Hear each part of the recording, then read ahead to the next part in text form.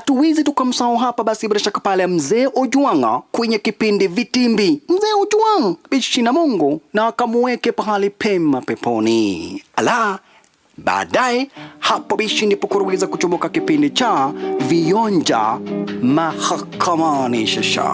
Makwa, leo ni siku ya Jamhuri bwana, national holiday. Alafu navaa nguo ni kama imetoka kwa mdomo ya ng'ombe. Kujana. Ndio kunjana kita wewe uone mimi ni Mkenya bwana. Uone nimevaa mpaka tai ya Kenya. I'm more than patriotic than you. Nani nakubali my brother. What do you mean? Happy Jamhuri Day. Kabisa. Kati mzuri bwana. Asanta. Mtukufu Rais, kama vile umesikia, mimi ni mjane, niko single, niko vacant, yani sina mutu. Mtukufu Rais, uko na marafiki zako ambao wako single kama mimi, hata kwa cabinet uko nao. Mtukufu Rais, unikumbuke Baba, unapowazuru wengine naomba unikumbuke. Barabara. Na hapo hatimaye bishi ndipo kuruweza kukuingilia kipindi ambacho kinajulikana kama vile Mother in Law. Na kwa hichi kipindi tunakuja kupata madam fulani ambaye anakuaga mkali zaidi, ikafanya hadi watu wakamuita dictator. No. I am not dictatorial. I am a disciplinarian. And by the way, I am a born again Christian. Asanta. Who Muchungaji. I have just landed. Your Excellency the President, this is your captain speaking. My name is Captain Otosh. Kenya is flying at 60. We are 60 years old today. What? Si tumeseeka mpaka inchi zingine sinakuja hapa kuona vile inchi mzee inakaa. But old is gold. Asante Yesu. Asante mwana. Mutumishi. Mchungaji. Papa unichase roho niweze kumushinda shetani. Papa unichase roho niweze kumushinda shetani. Timu ya mpira ikiitwa Liverpool, nikani itaitwa matumbo pulu. Mwenyezi Mungu bariki rais. Barabara. Bonjour Président, Excellency, comme j'aime Papa Fred, minga fa business legit Nairobi na international. Nguo kemikali yangu special. Kama ngapata pesa kidogo, minga mwaya ili kemikali ndani ya pesa, tapata pesa bingi. Singalipa deni IMF, ngalipa deni World Bank. Kama pesa ngabaki, singagawana Kenya mzima, kila mtu 2 million. Wewe kama ngapenda idea, piga telefone yangu. Tufanye business legit baba. Kenya at 60. Mwisho. Komishini wa command mkuu wa gwaride hii akija kuthibitisha kwamba bendera hizi zimeweza kuandaliwa kwa njia ipasayo tayari kwa kipindi cha maombi.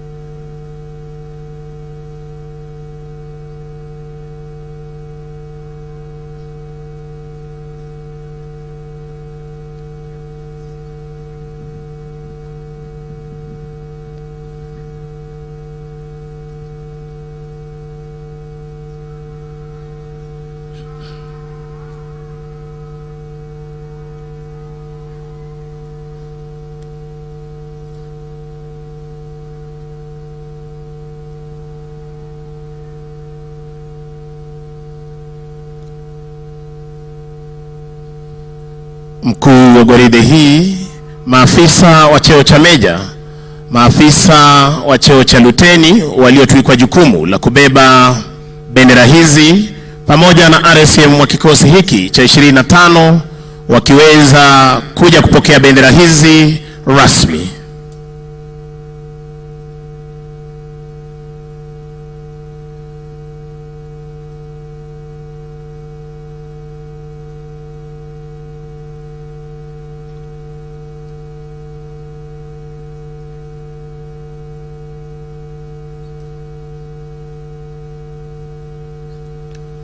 Ni zamu sasa ya viongozi wetu wa kidini wakiongozwa na Mwashamu Silicius Mugambi, askofu wa jimbo Katoliki la Meru, wakishirikiana naye Right Reverend Bishop Joel Waweru, askofu wa kanisa la Kianglikana Dayosisi ya Nairobi, na hali kadhalika kadhi mkuu wa taifa la Kenya Abu Hilim Hussein Athman, wakishirikiana naye Colonel Father George Maingi, Colonel Reverend Amos Othiato Oking na Colonel Imam Athman Rajab.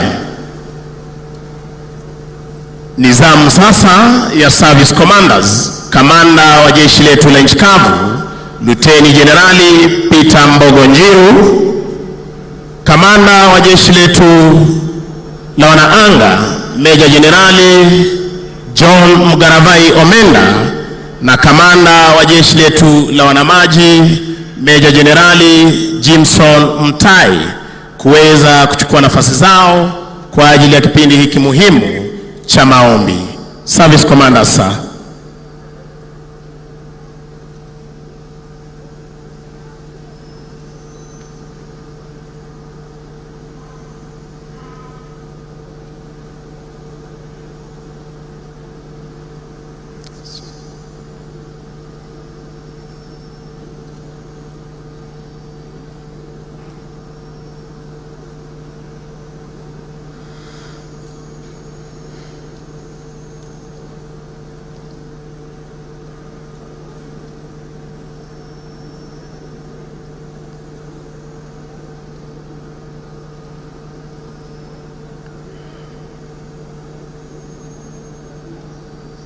Ni zamu sasa ya mgeni wetu rasmi, Rais wa Jamhuri ya Kenya na Amiri Jeshi Mkuu wa majeshi yote ya ulinzi, Mheshimiwa William Samoei Ruto, kuweza kuchukua nafasi yake akisindikizwa na Mkuu wa majeshi ya ulinzi, Generali Francis Omondi Ogola. National sovereignty. We owe this to those who made huge sacrifices to bestow on us a nation of promise. We owe it to one another, to the youth, women, children of Kenya, and to each and every one of us. The responsibility of our generation, beginning with this administration, is to make smart choices, unnecessary sacrifices, just as our forefathers and those who came after them did. And the choice is to match our economic progress with our democratic and political achievements. This is the assignment we took up on day one, the 13th of September 2022, and which we have been painstakingly undertaking for the past year. Our focus has been firmly about the ways and means to transform our economy, making the right decisions, necessary sacrifices, and smart choices to set Kenya on a path of economic renaissance. This transformation began with all of us, as the people of Kenya, making immense sacrifices and huge contributions together to pull back our country from the brink of debt distress. The greatness and patriotic devotion of the people of Kenya have been on display during the past year. Together, we have made the right choices, sometimes taken very difficult and painful decisions to steer Kenya back from the edge of a catastrophic cliff of debt distress and move our country in a new direction. There is every reason to believe that without serious sacrifices and hard work over the past year, the crises, threats, and challenges in the global economic and geopolitical environment confronting us would have overwhelmed us, as indeed it has many countries. We have had to make our contribution to the struggle for the nation's economic sovereignty.